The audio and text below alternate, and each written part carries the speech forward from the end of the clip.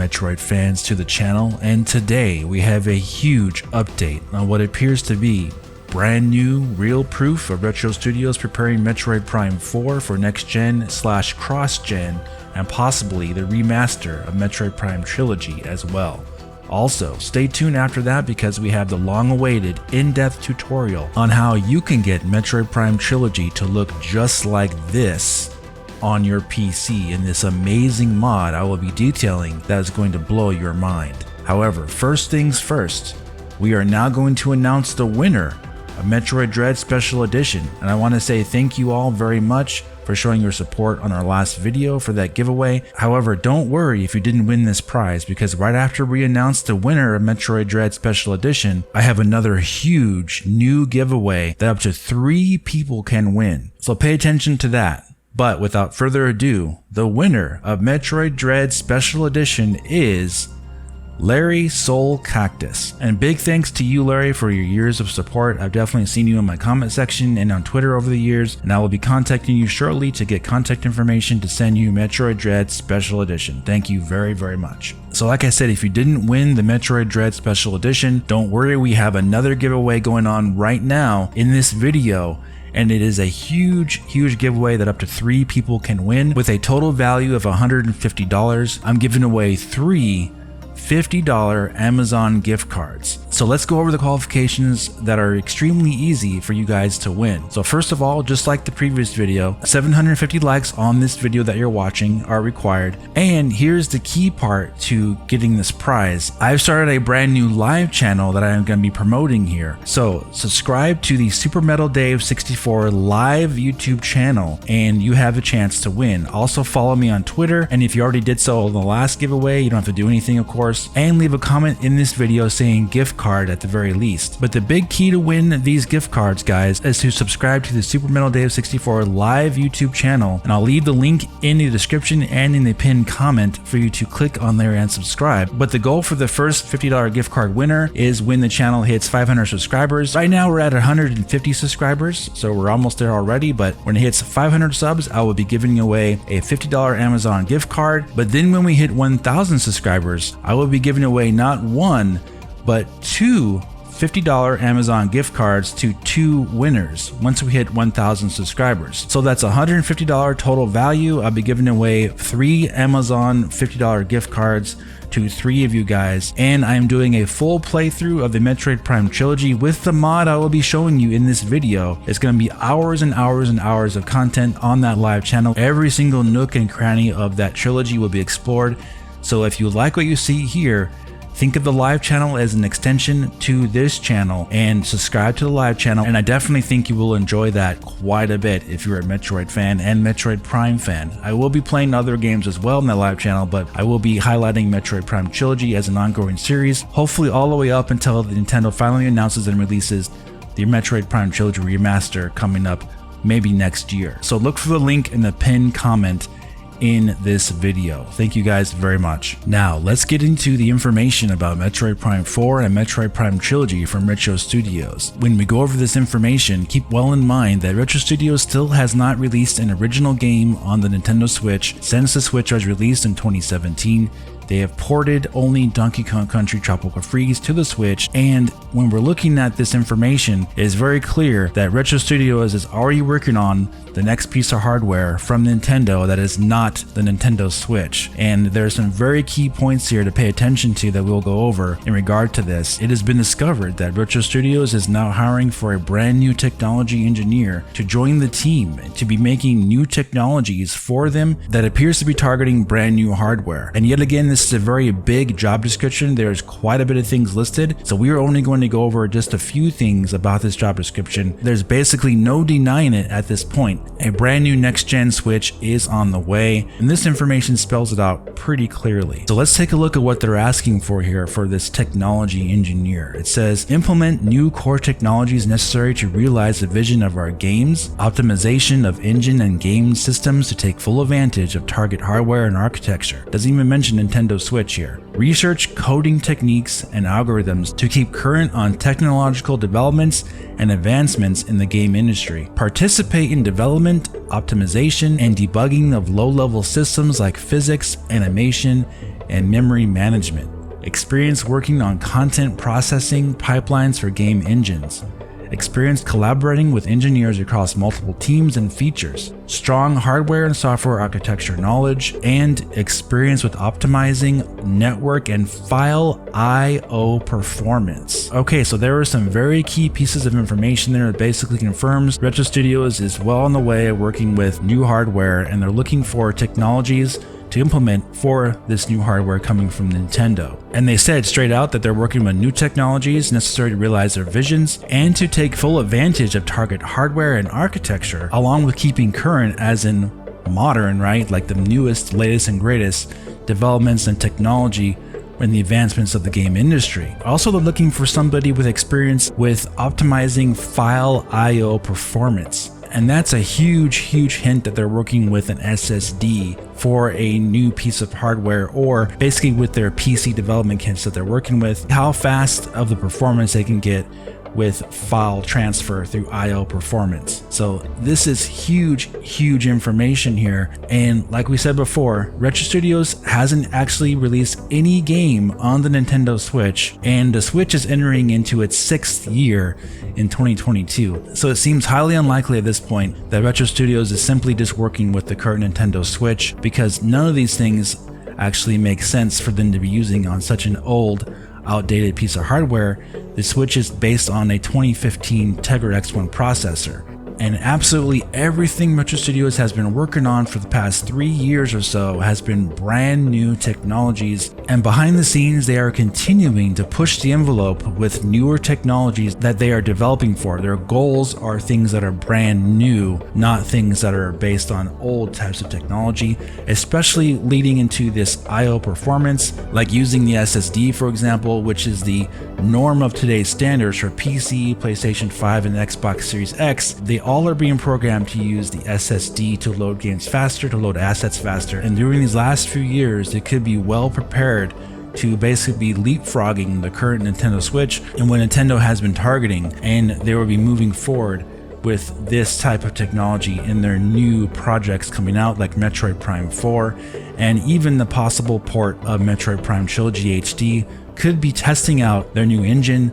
to run it on this new Switch hardware as well for that eventual Metroid Prime 4 release. But to go along with that, like I've said before, I definitely would not rule out OG Switch ports of Metroid Prime Trilogy or Metroid Prime 4, especially since Retro Studios has been outsourcing a lot of their development teams to help with projects. So even though we can't know 100% for sure, we can't deny the possibility of Metroid Prime Trilogy and Metroid Prime 4 still being released on the current Switch, but we also can't deny the very factual evidence here that Retro Studios is very well deep in preparation for next-gen Nintendo hardware, and their projects are going to be graphically impressive. We know that because that's what Retro Studios specializes in, extremely impressive looking and running games.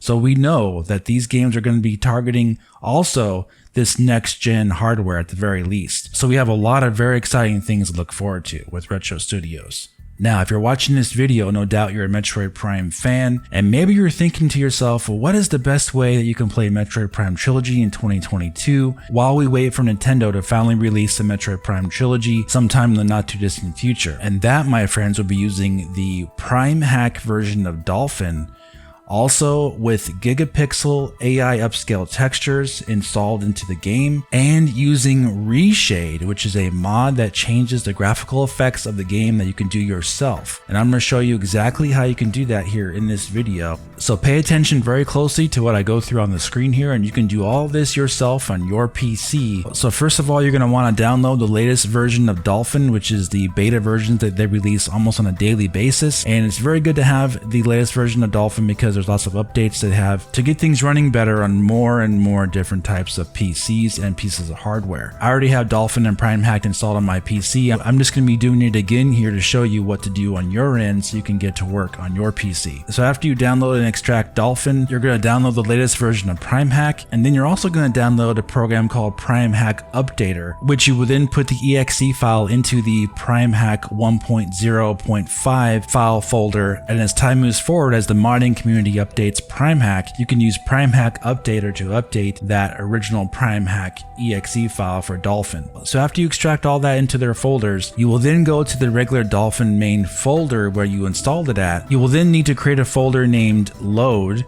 and inside that folder, create a folder named Textures. And then you will need to go download the Gigapixel textures to install them. And I'll provide links to all these things that you need in the description. Then after downloading that file, it's going to be named Trilogy, and that will contain all the HD AI upscale textures from Metroid Prime Trilogy, all 3 games. And inside that Trilogy folder, you have a file that would be named R3M, and you're going to move that R3M file into the textures file that you created in your Dolphin main folder. And as far as getting the Metroid Prime Trilogy, you do need to own the game, and there are ways you can actually back up your disc on your PC from the Wii version of the game that you can research on your own. And you can actually still buy the Metroid Prime Trilogy on the Wii U eShop for $19.99. So I do suggest you do that if you don't already own the game, and then you will have no problems legally playing this game on Dolphin. So after moving those Gigapixel textures in to the file, you can now play Metroid Prime Trilogy with all those things installed.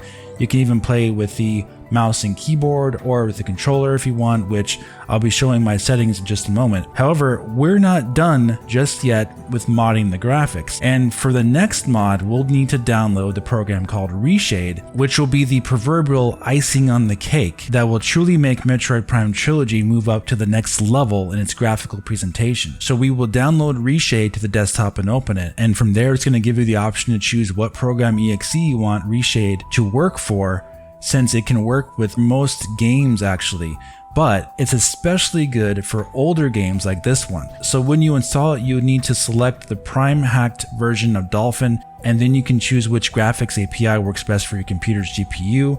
For me, since I have an RTX 3080 Ti, DirectX 12 works the best, so in my case I choose that API. But if for some reason OpenGL or Vulkan works better for you, you can use those and it should work just fine. It all depends on your PC rig you have at home. However, the settings I recommend to run this mod at least 1080p on your PC is at least a GTX 1060 and an 8-core CPU from Intel and AMD, and 8 GB of system RAM at the very least. It's certainly doable, I would say, for people who have a GPU from the last 4 years or so. But to run these games at maximum settings at 4K 60 frames per second, you will need a pretty powerful PC. And here are the specs that I use on my PC, since a lot of you guys are going to be asking me what are my specs. I have a Ryzen 3900X CPU clocked at 4 GHz, and I have an EVGA for the win 3080 Ti graphics card, 16 GB of DDR4 system RAM, all running off my 1TB 970 EVO M.2 Samsung SSD drive. So with all those things installed, now we can play Metroid Prime Trilogy basically remastered in HD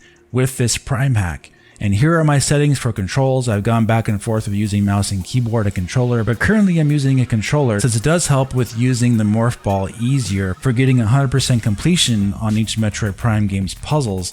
And I'm showing each part of my settings here on screen, so you can pause the video or screen cap it if you need to, if that helps. So now we're going to go into the game from Prime Hack, and you can turn the ReShade menu on by pressing the home key on your keyboard. You can change all the shortcuts and keys in the settings if you need to. But from that menu in ReShade, you have the option to go through an entire huge list of graphical effects you can add or even take away from the game. And what you are seeing right now is the game with the effects off, and the only thing turned on are the Gigapixel textures, which you will see here on the walls. And with all the effects turned off, keep in mind the game still looks great, but with ReShade you get so much more. You can add so much to the graphical presentation. And what I like about ReShade is that it's completely up to you as the user on how you want Metroid Prime Trilogy to look. And for me, I have a mix of effects that are on that I like, but you might want to test out these for yourself. Like for example, for some, depending on your monitor, having HDR with Magic HDR on might make the screen appear too dark for some of you, but for my setting it works. The most noticeable graphical differences from my experience comes from adding HDR or Magic HDR, which is a combo effect of both HDR and bloom. AMD Fidelity FX Contrast Adaptive Sharpening is really good. Chromatic Aberration and FXAA and other extra sharpening filters, which helps make distance textures extremely clear while also keeping the image smooth. All of it looks amazing, and you can see the big difference here when you toggle it on or off. And to do that, it's really easy. You simply just press the F12 key and you can toggle the effects on or off for ReShade, and you can see the difference plain as day. It really adds quite a bit of extra post-processing to the image.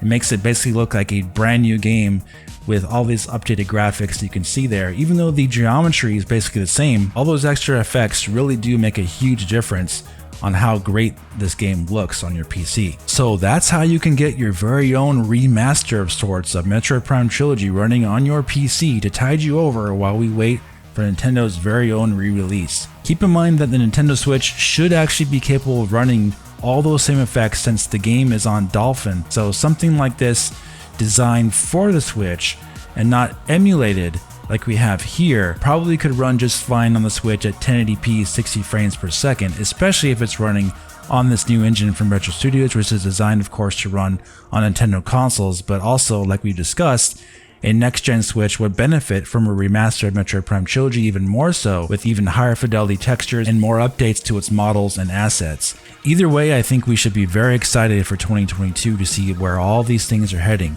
And on top of that, we've had the first big step that honestly needed to happen this year in 2021, and that was getting Metroid back in the spotlight with a big blockbuster release in Metroid Dread, a Game of the Year nominee and what will be the biggest selling Metroid game of all time, which now sets up nicely for the release of Metroid Prime Trilogy HD, hopefully by the end of 2022. And then the big one, the game we've all been waiting for since 2017 when it was announced at E3, Metroid Prime 4.